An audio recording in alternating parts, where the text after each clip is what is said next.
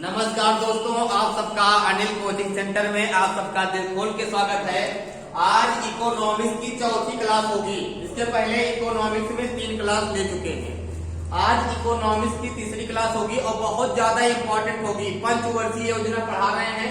पंचवर्षीय योजना में 12 पंचवर्षीय योजना है और 12 पंचवर्षीय योजना पढ़ाएंगे, जहां से प्रतियोगी परीक्षा में 2 नंबर 1 नंबर यहाँ से पूछ लेता है, कभी कभी 3 नंबर उठा लेता है। तो यहाँ से बहुत ज्यादा क्वेश्चन पूछे जाते हैं, इसीलिए ये टॉपिक इम्पोर्टेंट है। द्वितीय पंचवर्षीय योजना, इसके पहले वाली जो क्लास थी वो थी प्रथम पंचवर्षीय योजना। आप लोग अनिल कोचिंग सेंटर सुल्तानपुर में जाके प्ले लिस्ट में जाके वहां देखिएगा तो वहां वीडियो एक साथ मिल जाएगी आपकी। इकोनॉमिक्स की अलग, हिस्ट्री की अलग, ज्योग्राफी की अलग, वर्ल्ड ज्योग्राफी की अलग, मैथ की अलग, वहां वीडियो एक साथ आपको मिल जाएगी। तो आज जो है इकोनॉमिक्स का चौथा लेक्चर है, द्वितीय पंचवर्षीय योजना। ये भी बहुत ज्यादा इम्पोर्टेंट है। जैसे प्रथम पंचवर्षीय योजना इम्पोर्टेंट है, वैसे द्वितीय पंचवर्षीय योजना ये भी अपने आप में बहुत ज्यादा इम्पोर्टेंट है। तो पंचवर्षीय योजना का मतलब होता है 5 साल। तो कई पंचवर्षीय योजना ऐसी थी जो 5 साल तक नहीं चल सकी, जो आधे में ही सरकार गिर गई और आधे में जब गिर गई तो नहीं चल पाई। जो कंप्लीट जो 5 साल बीत गई है उसको मतलब पंचवर्षीय योजना की श्रेणी में डालते हैं। तो आज है द्वितीय पंचवर्षीय योजना। बहुत समय न लेते हुए इसको समाप्त करेंगे। ये 1956 से 1961 तक का जो समय अंतराल है वो द्वितीय पंचवर्षीय योजना का है। अगर कोई पूछेगा बताओ द्वितीय पंचवर्षीय योजना कब से कब तक माना जाता है, तो कब से 1956 से 1961 तक का जो समय है वो द्वितीय पंचवर्षीय योजना का है। इसमें मेन काम क्या हुआ, मतलब कि जब 1956 से 1961 तक का जो सरकार थी, इस योजना में महत्वपूर्ण काम क्या हुए, इसमें किस क्षेत्र पे ज्यादा जोर दिया गया। जैसे जो प्रथम पंचवर्षीय योजना थी उस पर कृषि में बल दिया गया, तो इसमें किस क्षेत्र पे ज्यादा बल दिया गया। तो अगर कोई पूछेगा द्वितीय पंचवर्षीय योजना किस मॉडल पे आधारित थी, तो क्या बताओगे, महालनोबिस मॉडल। किस पे? महालनोबिस मॉडल पे आधारित थी। बता दोगे ना, महालनोबिस मॉडल पे आधारित थी। इसका जो केंद्रीय बिंदु ये भी इंपॉर्टेंट है, ये परीक्षा में पूछता है। इसे हेराल्ड-डोमन मॉडल बताया था ना पहले, तो किस पे आधारित है, ये महालनोबिस मॉडल पे। तो पेपर में अगर आएगा बताओ द्वितीय पंचवर्षीय योजना किस पे आधारित है, क्या बताओगे, महालनोबिस मॉडल पे आधारित है। केंद्रीय बिंदु क्या था, इसका उद्देश्य क्या था कि आधारभूत एवं भारी उद्योग का विकास। किसका विकास? उद्योग, कंपनी, कारखाना, कुटीर उद्योग, लघु उद्योग, ये उद्योग पे ज्यादा ध्यान दिए। जो दूसरी पंचवर्षीय योजना आई किस पे ज्यादा फोकस किए, बताओ, उद्योग पे। किस पे? उद्योग पे ज्यादा फोकस किए। और सुनो, इसमें अगर उद्योग पे फोकस किए हैं तो कौन कौन इसमें मेन उद्योग आया है ये भी देख लो। द्वितीय पंचवर्षीय योजना में ही राउरकेला इस्पात, इस्पात मतलब जहां लोहा वो बनता है, आयरन, स्टील, तांबा, जस्ता, तो इस्पात। तो राउरकेला कहाँ पे है? उड़ीसा में है। ये बहुत बड़ा संयंत्र है, इस्पात संयंत्र है राउरकेला। लेकिन किसके सहयोग से बना है ये, बताओ। अगर कोई पूछेगा बताओ राउरकेला और ये सब जो स्थापित किए गए, जो कंपनी वहां लगाई गई, इस्पात कंपनी, इतनी बड़ी कंपनी जिसके सहयोग से लगाई गई, क्या भारत इसमें अकेले सहयोगी था? नहीं, जर्मनी के सहयोग से। लिख लो यहाँ पे, बहुत इंपॉर्टेंट है। अगर कोई पूछेगा राउरकेला इस्पात संयंत्र किसके सहयोग से लगाई गई, क्या बताओगे, जर्मनी, मतलब पार्टनरशिप में। किसमें? जर्मनी के सहयोग से। किसके? जर्मनी। अरे पार्टनरशिप में लगता है कंपनी।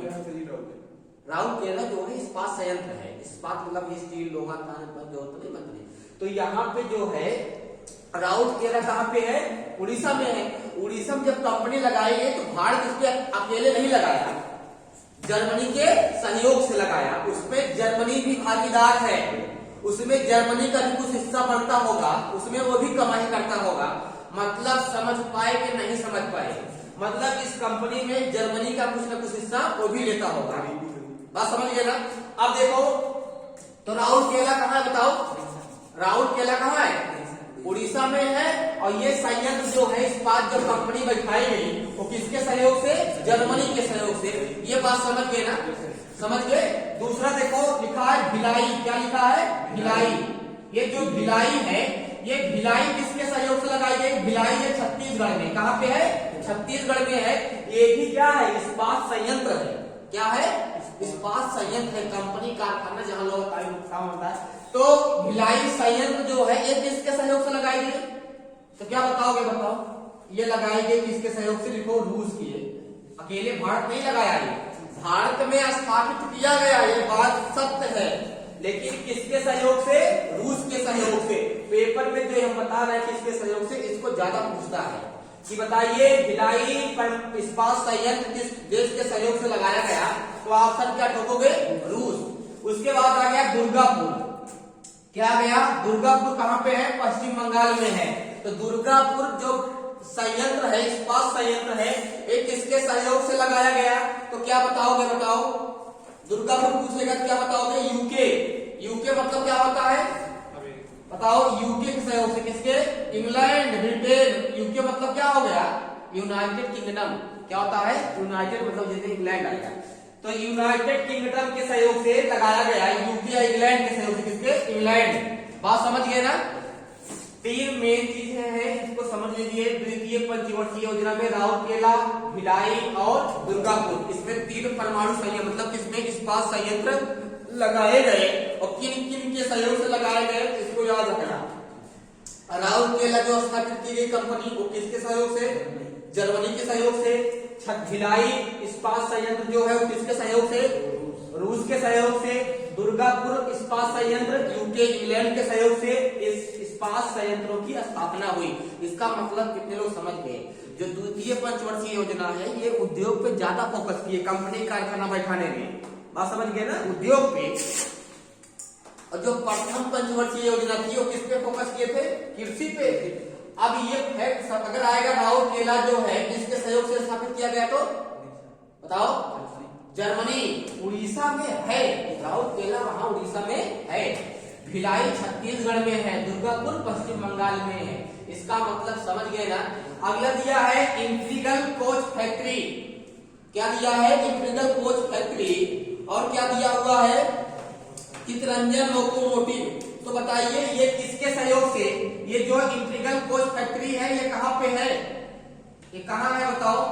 जो इंटीग्रल कोच फैक्ट्री यहाँ पे है, किस कहाँ पे है ये कहाँ पे है बताइए? इंटीग्रल कोच फैक्ट्री कहाँ है?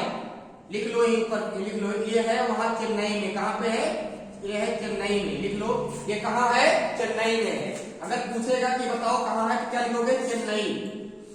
चेन्नई में है, फैक्ट्री है। इंटीग्रल कोच फैक्ट्री कहाँ है? चेन्नई में है। दूसरा है चितरंजन। क्या है? चितरंजन लोकोमोटिव। ये कहाँ पे है? ये फैक्ट्री कहाँ पे है? लिख लो, ये है आसनसोल में। कहाँ पे है? आसनसोल में है। कहाँ है? आसनसोल। और आसनसोल कहाँ भैया है? पश्चिम बंगाल में है। लिख लो कहाँ पे है? पश्चिम बंगाल में है। ये फैक्ट्री, ये दो फैक्ट्री जो है इसी पंचवर्षीय योजना की देन है। मतलब जो 1956 से लेकर 1961 तक का जो योजना चली है पंचवर्षीय योजना, इसी की देन ये भी है। इंटीग्रल कोच फैक्ट्री और चितरंजन लोकोमोटिव फैक्ट्री जो है ये भी इसी पंचवर्षीय योजना की देन है। अब पूछेगा इंटीग्रल कोच फैक्ट्री कहाँ है? क्या बताओगे? चेन्नई। और चेन्नई कहाँ है? तमिलनाडु की राजधानी है। तमिलनाडु की राजधानी क्या है? चेन्नई है। और चितरंजन लोकोमोटिव फैक्ट्री ये कहाँ किसकी देन है? द्वितीय पंचवर्षीय योजना की देन है। ये कहाँ है? आसनसोल में है। और आसनसोल कहाँ है? कलकत्ता में है, मतलब पश्चिम बंगाल में। अरे पश्चिम बंगाल को पहले कलकत्ता कहते हैं, कोलकाता। और राजधानी मालूम ही है, पश्चिम बंगाल की राजधानी कोलकाता। ये समझ में आ गया है? अब देखिए इस योजना में लक्षित विकास दर कितनी थी? 5.5%। लेकिन हुई कितनी? 4.2%। मतलब जितना चाहते थे उतना नहीं ठहर पाई। अब बात समझ गए ना? ये चाहते थे कि जो विकास दर है वो कितना ठहरे? 4.5। लक्षित विकास दर लक्ष्य था इनका, लक्ष्य था, और लक्ष्य था 4.5%। लेकिन 4.5% नहीं हुई। कितना हुई? 4.2%। ठीक है। इसका मुख्य उद्देश्य समाजवादी समाज की स्थापना। समाजवादी समाज की स्थापना मतलब जो द्वितीय पंचवर्षीय योजना है इसका मेन काम था समाजवादी समाज की स्थापना।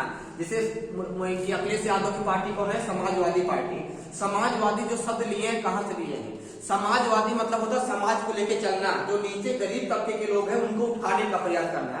तो समाजवादी का मतलब यही है कि जो गरीब से समाजवादी संस्था होती है, समाजवादी संस्था में मेन काम क्या होता है, उनका जो लक्ष्य होता है, उनके पार्टी का मेन लक्ष्य होता है कि जो नीचे तबके के लोग हैं, गरीब लोग हैं, उनको पढ़ने का मौका मिले। जिस देश में समाजवादी प्रथा है उस देश में जो नीचे तबके के लोग हैं, जो गरीब हैं, वो आगे बढ़ने का बढ़ जाएंगे, वो उनका चांस मिलेगा।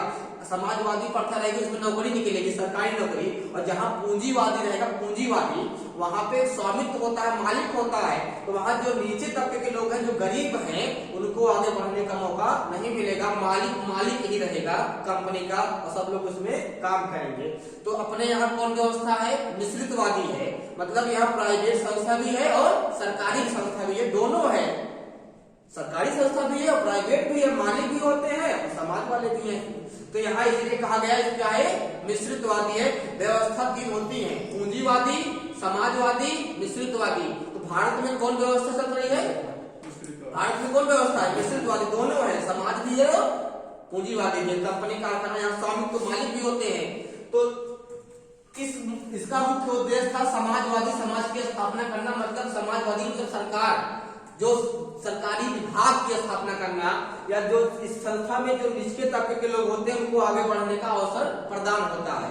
जहां पे पूंजीवादी व्यवस्था हो जाएगी तो जो नीचे तबके के लोग हैं, जो गरीब लोग हैं, उनको बढ़ने का चांस बहुत कम रहता है, क्योंकि वहां पे कंपनी कारखाना का स्वामित्व होता है, मालिक होता है, उसमें सब लोग काम करते हैं। इसी को शब्द को उठाकर मुलायम सिंह ने क्या पार्टी बनाई थी, समाजवादी पार्टी। तो समाजवादी जो लगाते हैं उसका मतलब यही है, अखिलेश की जो पार्टी है, जो समाजवादी पार्टी है, उनका कहने का मतलब है जो नीचे वाले लोग हैं उनको भी बढ़ने का अवसर मिले। बात समझ गए ना, सबको लेके यार देखो, इस योजना में देश के जीवन स्तर को ऊंचा उठाने के लिए 5 वर्षों में राष्ट्रीय आय में कितनी वृद्धि हुई, 5% की वृद्धि करने का लक्ष्य निर्धारित किया गया था। ऐसा समझ में आया।